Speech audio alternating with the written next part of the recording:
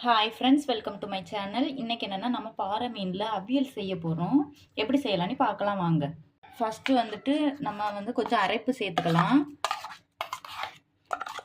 அதுக்கு கூடால தேங்காய் கூடால உள்ளியும் ஜீரகமும் வச்சு அரைச்சி ஊற்றிருக்கோம். அது கூடால 1 ஸ்பூன் வத்தல் பொடி ஆட் பண்ணியிருக்கேன். அதுக்கு கூடால 1 ஸ்பூன் மல்லிப்பொடி ஆட் பண்ணியிருக்கேன். அதுக்கு கூடால கொஞ்சமாக மஞ்சள் பொடி ஆட் பண்ணியிருக்கேன். இப்போ ஒரு எலுமிச்சப்பழ சைஸில் புளி கரைச்சி விட்டுருக்கேன். அதையும் ஊற்றி கை வச்சு நல்லா மிக்ஸ் பண்ணிக்கலாம்.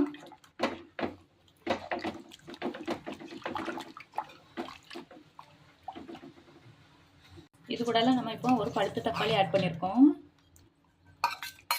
இப்போ 3 பச்சை மிளகாய் ஸ்லைஸாக கட் பண்ணி ஆட் பண்ணியிருக்கோம். இது கூடலாம் நம்ம கறி லீஃப் ஆட் பண்ண போகிறோம். கொஞ்சமாக கறி லீஃப் ஆட் பண்ணியிருக்கோம். தேவையான அளவு உப்பு போட்டு நம்ம மிக்ஸ் பண்ணி எடுத்துக்கலாம். கையை உள்ள விடு.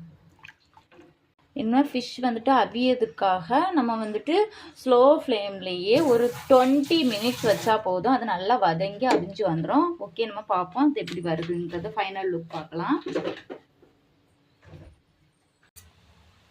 மீன் அவியல் ரெடி ஆகிடுச்சு. நம்ம இனிமேல் இன்றைக்கி பாறை மீன் செஞ்சுருக்கனால பாறை மீன் சாப்பிட போகிறோம். இப்போ நம்ம அவிச்ச மீன் வச்சு சோறு சாப்பிட போகிறோம்.